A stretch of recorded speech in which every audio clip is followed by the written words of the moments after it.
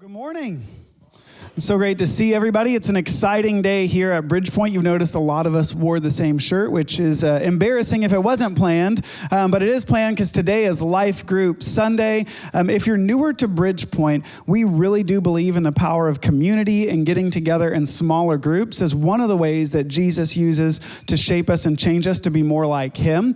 And so we are going to have small groups that are meeting all over the surrounding area, different days, different times. And it's because I believe that the biggest moments of life change don't happen in settings like this. Now, that's not to diminish what happens here on Sunday morning, but I know in my own life, the biggest moments of change didn't happen in a service. They happened when I was sitting down around the dinner table with family and friends, or when we were sitting in a living room and opening up and sharing about what's really going on in our lives. And so we believe that there's a group here for everyone. We'll talk more about that in just a few moments. But this morning, before we do that, I want to pick up where we left off last week. If you weren't here, last week was Vision Sunday Part 1, where we really talked about Jesus' vision for his church. And we looked at the first time Jesus actually uses the word church and how he defines it as his people who have been called out and set apart from the world to start this movement of people who are going to be his disciples and to make other disciples. And Jesus says it's going to be this totally different way of living. It's the Jesus way of living. In fact, the first Christians were called the way. And he says that when you live this way, there's no religious power or political power. There's no kind of manipulation or coercion available in this world that's going to stop the movement of Jesus. And so that's kind of his vision for his church. Today, I want to bring that down a little bit, specifically to talk about what I believe is his vision for Bridgepoint. Because I don't know if you've noticed, but there's a lot of churches in this area. In fact, I joke that if you walk outside and drop a Bible on the ground, a church is going to pop up. I mean, there's a lot of great churches, but they're all a little bit different. And there's some things that make Bridgepoint unique. Of course, we do things like you can text in questions. We do Q&A every Sunday, which is a great reminder that if you have any questions at any point today, text into that number. I set aside time each Sunday to answer your questions, not because the answers are great, but because I really value the practice of asking questions. I think if we ask questions and pursue the truth, we'll find Jesus. We believe in this so much so that we encourage our kids in kids ministry to ask questions. Even if our kids ministry dream teamers have to say, I don't know the answer, we really want people to ask questions. There's a number of things that make us distinctive. And so what is it that makes Bridgepoint Bridgepoint? And to answer that question, I want to look at a couple of stories here right from the beginning of the book of Mark. We're going to start this morning in Mark chapter 1. We're going to start in verse 16. It says, as he, meaning Jesus, passed alongside the Sea of Galilee, he saw Simon and Andrew, Simon's brother, casting a net into the sea, for they were fishermen. Follow me, Jesus told them, and I will make you fish for people. Immediately they left their nets and followed him. Going on a little farther, he saw James, the son of Zebedee, and his brother John in a boat putting their nets in order. Immediately he called them, and they left their father Zebedee in the boat with the hired men and followed him. Now, growing up, whenever we would hear this story in Sunday school, I always thought it was kind of strange, right? Jesus is walking along. He sees Peter and Andrew. He's like, hey, come follow me. And without asking any questions, without asking, where are we going? Who are you? They just leave everything and immediately follow Jesus. And then James and John, they pull like a Forrest Gump, right? When he sees Lieutenant Dan and just walks off the boat, like their dad's got to be like, come on, just leaving me here with all this work? You're just leaving me to follow this guy? Like, it's kind of a strange scene. But it's not limited to this instant. If you actually flip over to the next chapter, chapter 2, verse 13, it says, Jesus went out again beside the sea, and the whole crowd was coming to him, and he was teaching them. Then passing by, he saw Levi, the son of Alphaeus, sitting at the toll booth, and he said to him, follow me, and he got up and followed him. I mean, how strange is this? It's almost like Jesus is the Pied Piper, or maybe he's hypnotized them. I don't know what's going on. Why would they instantly just leave? Levi, as a tax collector, is leaving behind a very lucrative business just because Jesus said, follow me. Why would he do that? Well, I think in order to understand this, it's helpful to understand kind of the cultural context of Jesus' day, because Jesus lived in the first century. And in the first century, every Jewish person went through kind of 3 levels of schooling. The first level of schooling was that at age 6, every Jewish boy and girl would go to something they called Bet Sefer. So this is the first stage of school. So from the age of 6 to 10, they would attend here, and they would learn to read and write by studying Scripture. And by the time they reached age 10, they would have memorized the Torah, or our first 5 books of the Old Testament: Genesis, Exodus, Leviticus, Numbers, and Deuteronomy. And I got to be honest with you, that's intimidating. I struggle memorizing 3 verses, and they're memorizing the first 5 books of the whole Bible by the time they're 10 years old. By the way, this is why when Jesus teaches, he says, "As you've heard it said," and he quotes Scripture, because at this point they didn't have the Bible app they could just pull out on their phone. It was all passed down through oral tradition. Not only that, but when Paul writes his letters, he'll just quote the first part of a verse, knowing that his audience will fill in the rest. So for example, if I said, "For God so loved the world," I don't have to fill that in because a lot of you know the rest of that verse. Now at age 10, all the girls would go and get prepared to be a wife and a mother. We've come a long way since that time, but that is definitely the culture of their day. And most of the young boys at this point would go and learn a trade. So they'd start to become a fisherman. Whatever their dad did, that's what they were going to do. But for the best of the best, or those who really had a passion for academics, they would move to the next stage of schooling, which was called Bet Midrash. And so this is from about the age of 10 to 14 or 15. And during this time period, they would memorize the rest of what we would call our Old Testament, and they would memorize all the famous rabbis' teachings on certain passages. So by the time they got to be 14 or 15 years old, they're walking, talking Bibles and commentaries. Now at this point, 99.999% of all of the students are going to have to go and learn a trade. But for the best of the best of the best of the best, they would attempt to move to the 3rd round of schooling, which is called Bet Talmud. In other words, they wanted to become a Talmudim, or a disciple of a rabbi. Sometimes we use this word discipleship with Jesus. Discipleship goes all the way back to Plato and Socrates. It's this whole thing. But in the Jewish culture, at the height of their educational system is when someone would want to become a disciple of a rabbi. Now, to be a disciple, you would follow the rabbi, and the goal wasn't just to, figure out what they knew. The goal was that you would become a carbon copy image of that rabbi. You wanted to have the same inflection in your voice and the same movements with your body. You would want to think like them and act like them and speak like them. You would want people to confuse you with your rabbi. But in order for this to happen, you would have to apply. Now, I don't know if you remember your college application process, but essentially, the more prestigious a university is, the harder it is to get in that. They're going to decline more applications. And in the same way, a rabbi would want to be prestigious, so he would want to make it very difficult for someone to become their disciple. In other words, they're thinking, does this person have what it takes to become exactly like me? And most of the time, they didn't. But if you were a student who wanted to apply to be a disciple, you would go up to the rabbi, you would ask a question. The rabbi would respond with a question of his own. Then you would respond with a question. It's whole question battle, back and forth. And the whole time, the rabbi's thinking, does this person have what it takes to be just like me? And most of the time, the answer was, nope, you don't have what it takes. Go back and learn your family's trade. But for the very rare student that displayed special abilities, the rabbi would end this question battle by saying, "Come, follow me." And they would leave everything behind to follow that rabbi and spend the next several years, sometimes from the age of 15 all the way till the age of 20, studying under this rabbi. So now let's put it in context for what we just read about Andrew and Peter and James and John. What do we know about them? Well, a bunch of them are fishermen. Levi's a tax collector. So at some point, they were told, you don't have what it takes.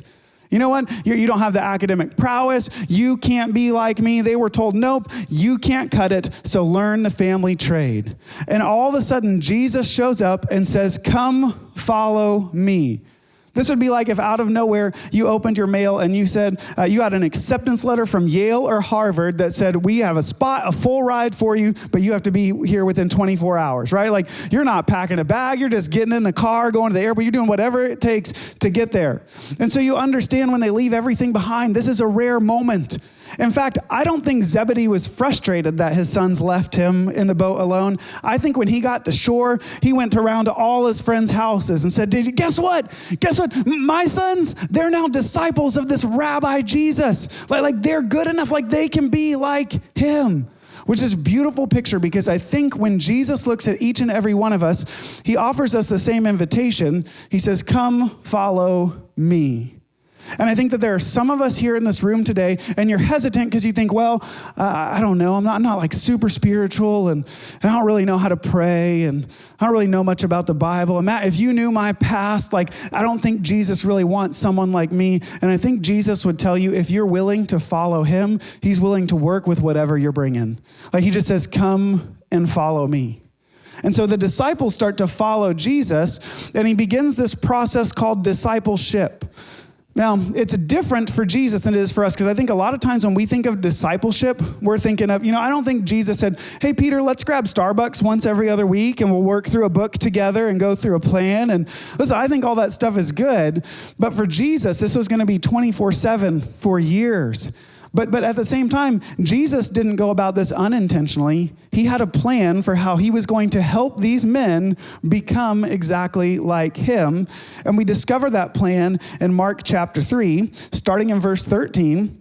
It says, Jesus went up the mountain and summoned those he wanted, and they came to him. I want to stop here for a moment. If there was like a theme verse for our church, these are the theme verses. And I love verse 13 because it says, Jesus called those he wanted. And notice who he called: fishermen, tax collectors. Like, he called like ordinary people. In fact, these same disciples in the book of Acts, it says the religious leaders were amazed because these were ordinary men, unschooled men. The Greek word for unschooled is idiotes. In other words, they're like, I don't know who these guys are. They're idiots, but they have this power because we can tell they have been with Jesus. And see, Jesus isn't looking for, he didn't start with the people of political power with a lot of money and influence. Like, Jesus wasn't trying to find the person with 100,000 Instagram followers. Like, he just wanted ordinary, everyday people. That's how he was going to start this movement of bringing heaven to earth, which I think is important. Because a lot of times as Christians, we kind of slip into this mindset that, you know what, if we can influence culture, then people will follow Jesus. And if we could just influence government, then people would have a relationship with him. And if we could just influence Hollywood, then more people would understand who Jesus is. And if we could influence the educational system, then the work of Jesus would be done. And the reality is, Jesus doesn't work from a top-down approach.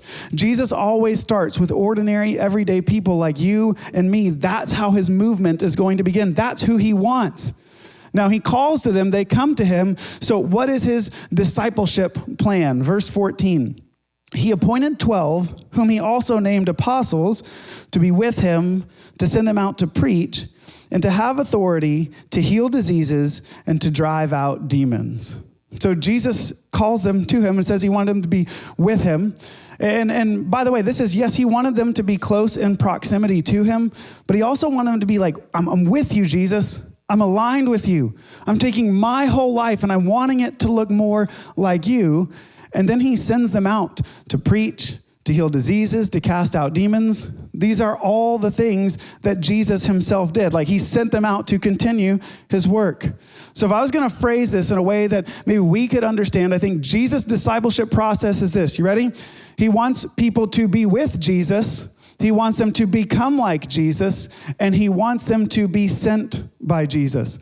I think we got some slides for that right here. We want to be with Jesus, become like Jesus, and be sent by Jesus. And this right here, listen, I'm not a particularly creative guy. And in leading this church, I'm not trying to reinvent the wheel or start something new. I just want to copy Jesus' discipleship strategy. That's all I'm trying to do. I just want our church to line up with what Jesus wanted. And so if you want to know what's the vision of Bridgepoint Church, is to help people be with Jesus, become like Jesus, and be sent by Jesus. It's just this beautiful thing. In fact, every single thing we do fits in one of those categories. And if there's something that doesn't, we don't do it because we just want to help people be more like Jesus. In fact, I know I'm probably not the only one, but in 2020, I had somewhat of an existential crisis. I don't know if you can remember that far back, but around March, we all became aware of something called COVID-19. Do you guys remember this? Like, that was a long time ago, right? Well, I remember it's like the middle of March, and I'm calling other pastors like, hey, what are we going to do? How are we going to navigate?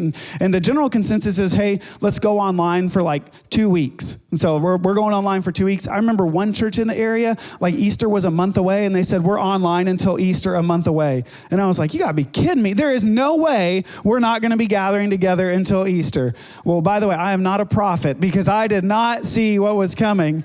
And I remember like the first online service, we didn't have cameras, we didn't have anything. Our first online services were me with my laptop open on the webcam in my room, praying my kids didn't get into a fight in the room next door. It's like we're just trying to figure this whole thing out. And the longer that went on, I realized how much time as a pastor I spent putting effort and energy into a weekend service. And when the weekend service is stripped away, what is a pastor supposed to do? And the reality is a pastor is supposed to pastor people. Supposed to help them become more like Jesus. Whether you're meeting in person in a group like this or not, that's what I'm called to do. Now, at the same time, I remember, I'm trying to be online, if you follow me online, I don't post very much. Like, I'm just not I don't think anything I'm doing is particularly interesting, but I was trying to be engaged. And so I'm seeing more of you guys online. I remember thinking, I'm seeing people at Bridgepoint online, and I'm like, man, I thought I was their friend until I saw what they were posting online. I mean, some of them were angry about everything. And I don't think it's unfair to say that became a very politically divisive time period. And of course, as we got in the summer and George Floyd was killed, racial tension kind of comes into the public eye. And so there's all these people posting all of this stuff. And I remember every once in a while I would see somebody from Bridgepoint post something and I would say, man, how could somebody be at our church for years and sit under my teaching for that long and not exhibit the qualities of Jesus in their relationships with other people? And it was in that moment that I realized the mistake that I had made is we had built a church that was really good at making church members. We had made a church that was really good at getting people to show up on a Sunday morning, real good at getting them to join a life group, real good at getting them to serve and to give. And we were real good at making church members, but we weren't really good at helping people become more like Jesus. And I remember having a conversation with my wife saying, I would rather lead this church, even if everybody ends up leaving, I would rather lead a church that's committed to helping people look more like Jesus than that's trying to grow how many people show up on a Sunday morning. That's not to say that we don't want to grow, but I think if you chase numerical growth, you may not get the spiritual growth. But I think if we really try to grow to become more like Jesus, that becomes attractive to a world that's in desperate need of hope. And there may be some numerical growth, but that's not even how we determine success. How we determine success is, are we helping people be with Jesus? Are we helping them become like Jesus? And are we helping them be sent by Jesus? And so everything we do flows through that. So I just want to walk through each of these three things for just a few moments to give you an idea of what this looks like practically here at Bridgepoint. The first thing, be with Jesus. This whole idea transformed how we do our Sunday mornings. Because every single week, we do something where we have communion and prayer. Now, I didn't grow up doing communion every week. This is something I've kind of stumbled into. But the reality is, and I've been guilty of this, sometimes you wake up on Sunday morning, you're running a little late, and you think to yourself, as long as I'm there by the time the teaching starts, then we're on time, right? Because we think that, okay, the music's kind of the opening act, and then there's the teaching, we'll get fed, and then we'll go out to Mexican food for lunch. That's our approach for Sunday mornings. Now, the problem with that is, I promise you, the last thing you need this morning is to hear another sermon from me. Right? The last thing you need is whatever. I'm going to say what you actually need is an encounter with Jesus. So now, whether it's worship, whether it's teaching, it's all pointing towards the moment where we have to respond and to sit in the presence of Jesus. Because a sermon may not change your life, but a moment with Jesus can change everything. Think about Jesus' own ministry. Think about the woman who had been bleeding for 12 years. Doctors couldn't figure out what was going on. What she didn't need was another diagnosis or procedure. What she needed was a moment with Jesus where she could reach out and touch him, and in an instant, she was healed. Or what about the demon-possessed man who became so violent and aggressive, the people of his town tried to chain him up into some caves outside of town. And even then, he ripped the chains apart. So when Jesus and his disciples show up, this man runs up naked, just screaming, demon-possessed. And what he didn't need was a podcast on changing your thought life. What he needed was a moment with Jesus, because in that moment, he was set free. Or what about the paralyzed man whose friends were so passionate for him, they dug a hole in the roof of a house and laid him down in front of Jesus? What that man didn't need was a meal train. What he needed was a moment with Jesus, and that changed everything. And I don't know what you walked in here with this morning, but I promise you didn't need another word from me. You didn't even need another worship song about how he's the same God today and yesterday. Those are all good, but they mean nothing if you didn't have a moment with Jesus. But see, here's the mistake that a lot of us make, is we think that Sunday mornings is enough. The reality is we're here, if they let me go a little longer at second service, we're here for about an hour, right? And an hour once a week, it really doesn't make that big of a difference. Let's just say, hypothetically, I have never had this diagnosis, cough, cough. Let's say you were told you have high cholesterol, or maybe your blood pressure is a little elevated, and the doctor tells you, you need to change what you eat.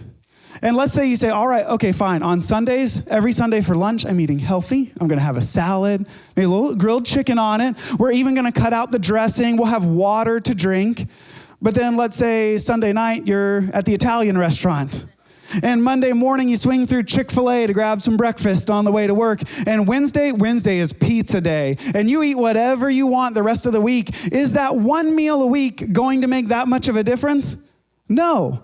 And yet that's how we approach our relationship with Jesus, that we're with him for an hour on Sundays, and we think that's going to change everything for the rest of our life. So part of our role here at Bridgepoint, we want to teach you how to be with Jesus throughout your week, every single day and every single moment. The word Jesus uses is to abide in him. And the way we do that is through spiritual practices. Listen, we have 8 spiritual practices. I'm not going to run through them all here today. You can go through Growth Track, Step 3. We will talk all about that. But at Bridgepoint, of those 8 spiritual practices, we always want you to have 2 that you're implementing in your life. And the goal of those is not like, we don't want you to read scripture so that you get really good at reading the Bible. We want you to read scripture so you can spend moments abiding in Jesus. We don't want you to pray so you can get really good at prayer. We want you to pray so you can spend moments abiding in Jesus. We don't want you to fast so you can lose some weight and beat yourself up.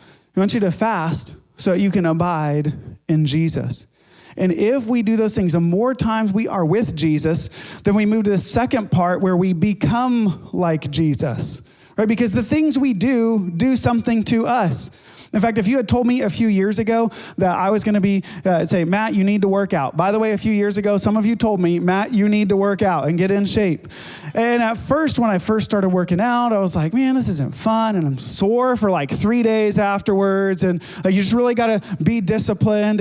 And man, that went on for a long time. It's only been recently where like, I love it so much. Like I'm the guy who's like, it's Saturday morning, let's wake up and go work out, right? Like I'm a crazy person now. But I didn't start that way. It doesn't come naturally to me. But the more we do certain practices, the more it changes us. The more we spend time in prayer and scripture and Sabbathing, we actually become more like Jesus. And now we did a series a few years ago called How We Change. And you can find that on our YouTube page if you want. But if I give you the quick synopsis, psychologists have identified 3 things that shape us into the people that we are today, or 3 kind of levers you can pull if you want to implement change in your life. The first one is what we believe, like what you believe about the world, what you believe about yourself. For example, if you say, well, I'm just not good with finances, never have been, never will be. Well, then you're not going to be good with finances, right? That's a belief that you have about yourself. And all of us have beliefs about ourselves, about the world that influence us. And this is why it's important as a church, if we're going to be intentional, we want to keep pointing you back to Jesus's teachings. Because we believe that Jesus actually teaches the truth about who we are and how the world is supposed to be. And honestly, I wish believe was enough, because then I could be like, here, read this book about becoming like Jesus, and then boom, you would be like Jesus. But it's not enough just to believe. We actually have to take the second step. We have to behave, right? There's certain behaviors. We've already talked about that, those spiritual practices. And then the last step is where we belong. And that's the one I want to take a moment to talk about, because the believing, the behaving, like that makes sense. And even belonging, I think like mentally we know like, yeah, we should probably be around other people who are helping us move in the same direction. Like, I know that the people that I'm around influence me. In fact, I know when my kids have been around certain people because they start to talk like them and have the same voice inflection and mannerisms. And in the same way, if we want to be like Jesus, we ought to be intentional with the people we surround ourselves with. The problem is, for most of us, we are very unintentional in who we surround ourselves with. Our closest friends are the ones who happen to work at the same office that we work at. Or they just happen to buy a house in the same neighborhood where you live. Or they happen to have kids in the same school or on the same sports team. And so we have people around us. It doesn't mean they're bad, but it just means like we're very unintentional. But if we actually want to be like Jesus, we have to intentionally put ourselves around other people who are doing the same thing. The problem with being around other people, if we're being honest, is they're people, right? And then people get on my nerves, right? I'm sure people get on all our nerves. In fact, several years ago, the pastor before me at Bridgepoint, he did a series where he talked about how do you deal with people who are a cactus, right? Like every time you get close to them, it feels like you're getting burned. And so he talked about how to handle that. And I know for me, like sometimes there's people who are kind of like sandpaper, right? Like I know like sandpaper is good because it's gonna like, you can patch holes and stuff. I hate the sound of sandpaper. It's like, nails on a chalkboard to me.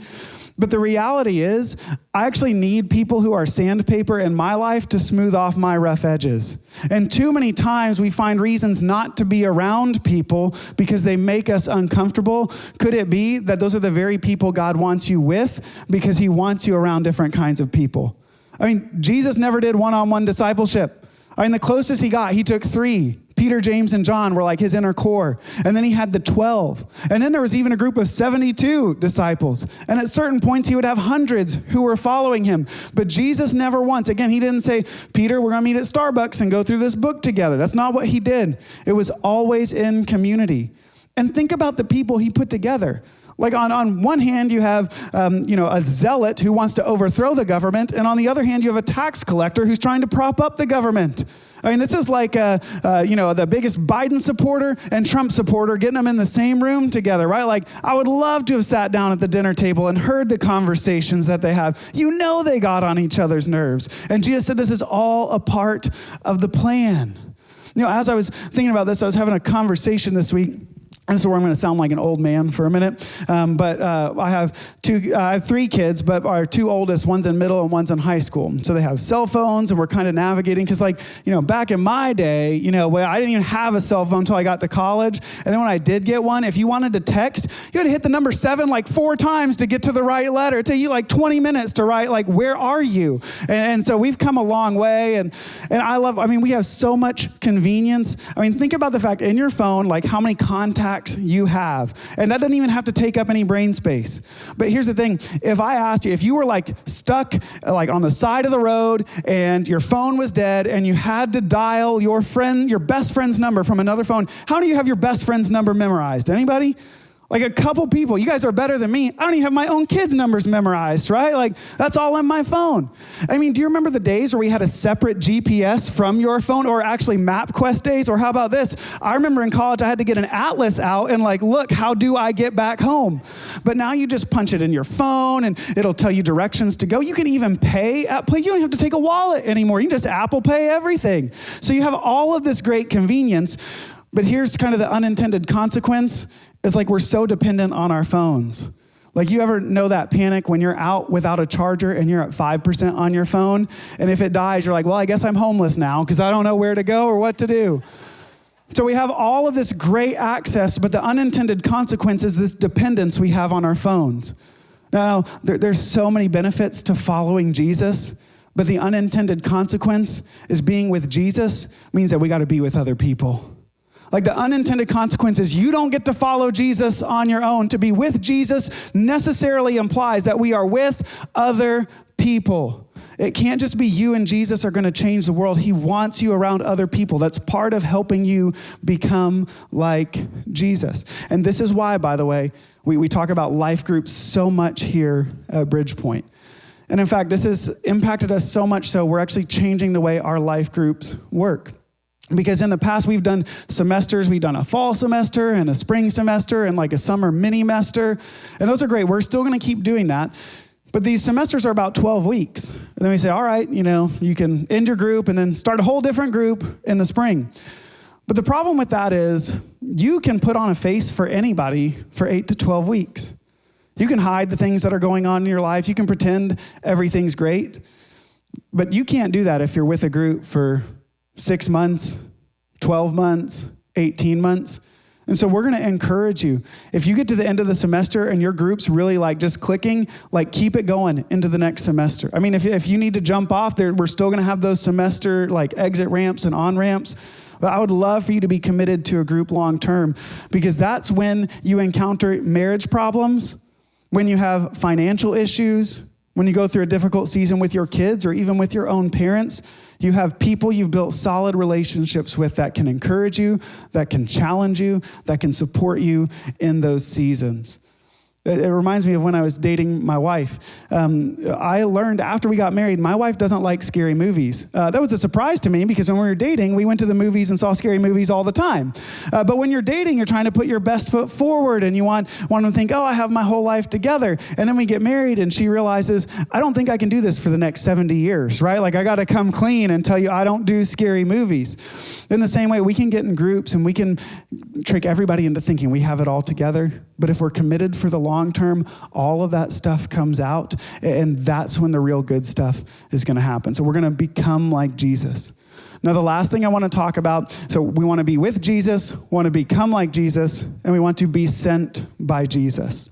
Now, I want to caution us of thinking, okay, I do the first two, and then this is the third step.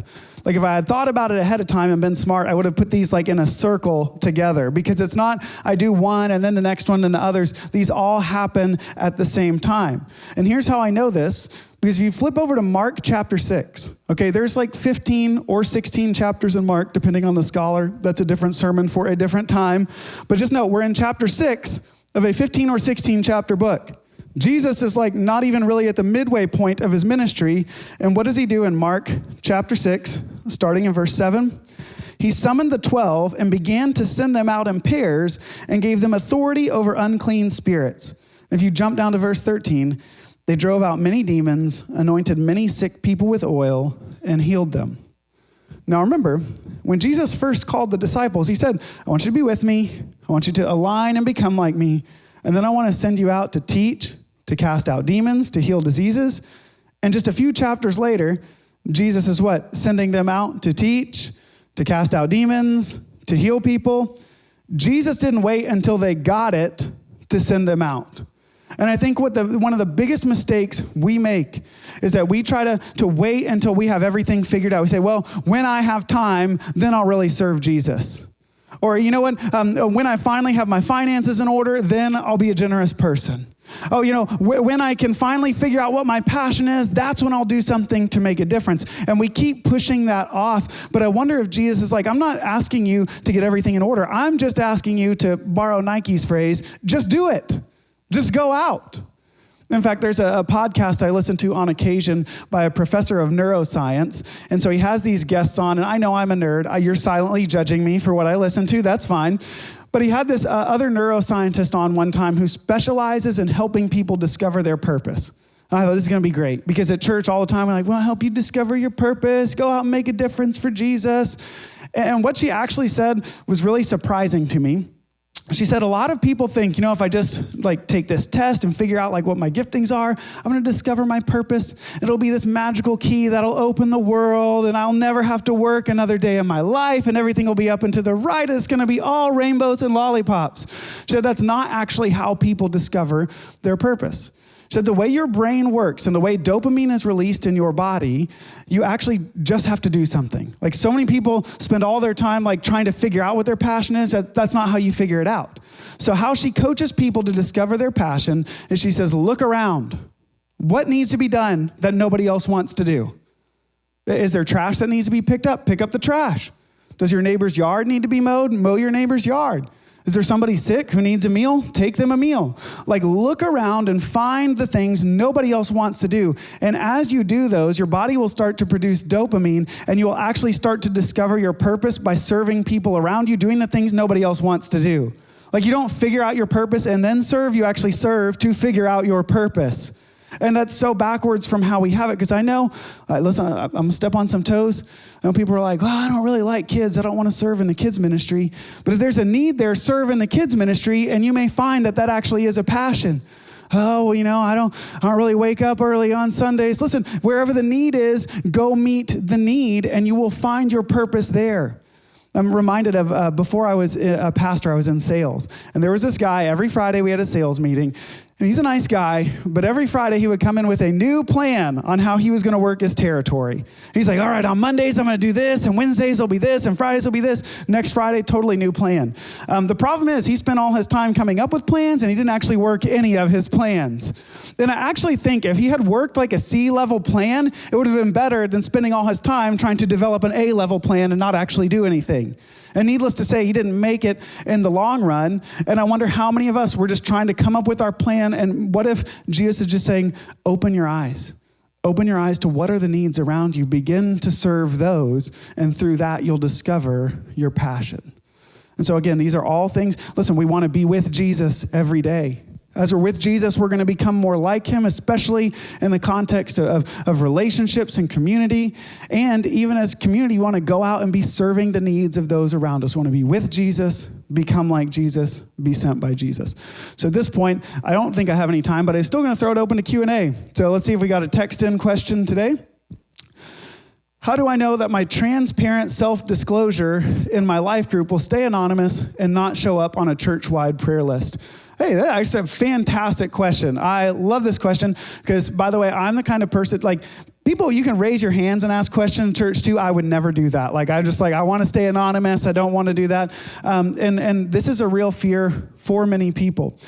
And I'll be honest with you, like, we're in relationship with people and people are imperfect, but every life group, the first time you're in that group is going to go on the list of things. And the first thing we say is like, it's like Fight Club. What happens in life group stays in life group. And I will tell you, life group leaders do not share prayer requests with me or anybody else unless somebody says, will you tell Matt this? Or will you share this with the staff? We don't share those. We don't put them on a church-wide prayer list. And I wish that I could say something that's like just going to magically like make you believe that. But I also know like some of that is, it takes time to build up trust. And I would love if you had enough trust on week 1 of a group to be able to do that. But again, that's why it might be 2 or 3 semesters before somebody has built up enough trust with a group of people to say, hey, here's really what's going on, and can I get prayer for this? So great question. I do want to share a little bit about what our groups are going to look like this semester, because this semester we're doing something unlike anything we've ever done here at Bridgepoint. I have spent the better part of the last 3 or 4 months working on a series that we're starting next Sunday called Flourish. And I know that sounds a little bit like girly, and that wasn't my intention, but the definition of flourish means to grow vibrantly or vigorously. And the reality is, I think when God created us, he created us to flourish. And yet there's this weird thing that happens, like when you ask people, hey, how you doing? They're like, oh, I'm getting along. Oh, I'm just surviving. Just trying to make it to the weekend. But the reality is, I don't think God created us just to survive, just to hang on until the next weekend or the next vacation. I think he created us to flourish and to continue to grow, to be more like him. And so over the next 7 weeks, we're going to look at how do we actually grow to become more like Jesus. We'll look at 5 stages of growth. Now, not only are we doing that, but in each and every life group, whether it's a men's group, women's group, couples group, board game group, whatever it is, we're all using the same curriculum, which is one that we put together. We're going to hear a short video from me where we dive a little bit deeper into Sunday morning's teaching. And you're going to hear testimonies from people right here at Bridgepoint who have taken steps to grow in their relationship with Jesus. So you can see it's not just theory, like here's how people actually put this into practice. You'll have a chance to discuss that in the groups and really like pull out questions and details. But not only that, I also put together daily devotions for the 6 weeks of the series, Monday through Friday, and you'll have those as well. So in just a moment, you're going to get a chance to sign up for a group, and when you sign up, they're going to hand you this book that we've worked really hard to put together. And the reason we're giving it to you today is because every week you have a notes page for Sunday's notes, you'll have a notes page for the life group video, and you'll have each of those daily devotions. And I believe that if you commit to tracking with us over the next 6-7 weeks, that you're going to look back in a couple of months and say, wow, God grew me more in that time than I ever could have anticipated. And not because the devotions are super great or the sermons are going to be out of this world, but because we're all committed to this together. I believe God's going to show up in a powerful, powerful way. So what I'm going to challenge each and every person here to do is to sign up for a group. And I know there's a number of different reasons. Well, I don't know about this, that, childcare. Listen, we have groups with childcare. We have groups every day of the week. All the curriculum is the same. So find a group that meets you. And I believe that for each and every person here, there is a group for you. And so in just a moment, I'm going to pray. And then we're going to end like we do every week. We're going to have a time of communion and prayer. I want to make one important note. I know you're smelling the amazing food that they're putting out for what we're going to enjoy in just a minute. Communion is up front today. Don't go to those tables. That's a different kind of communion we're going to have in just a minute. We'll have communion available if you want that. Our prayer station will be open. And as you spend this moment with Jesus, I want you to ask him, all right, Jesus, which of these areas do I need to work on? Is it being with you? Is it becoming like you? Is it being sent by you? It's a dangerous prayer to pray because if you pray that, he will be faithful to answer that prayer. And you may even want to pray to ask for the boldness and courage to take the steps he's calling you to take. And I also want you to pray and ask him, what group is it that you have for me in the coming weeks? Because again, I believe every person here, we're going to grow to be more like Jesus when we're surrounded by people who are going to encourage and challenge us to do so. So all across this room right now, would you bow your heads and close your eyes with me? Jesus, we're so thankful that when you said, come and follow me, you didn't expect us to figure out what that looks like on our own, but that you've shown us how we can be with you, to abide in your presence, that you're working through your teaching and through these practices and through community to help us become more like you. And I pray even right now you would open our eyes to what are the needs around us right now. Would you help us to humbly serve you, even doing the things nobody else wants to do? Because at the end of the day, Jesus, we just want to be more like you. It's in your name I pray. Amen.